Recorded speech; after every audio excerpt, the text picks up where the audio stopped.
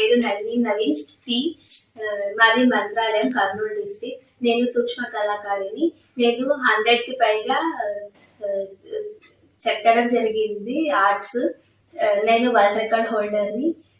ఇప్పుడు అయోధ్య రామదేవుని ప్రతిష్టాపన సందర్భంగా నేను అతి చిన్న అయోధ్య రామ మందిరం చెక్కడం జరిగింది. ఓన్లీ 4 చాక్పీస్ యూజ్ చేశాను. నేను 4.5 సెంటీమీటర్ ఇంటూ 5 సెంటీమీటర్ హైట్.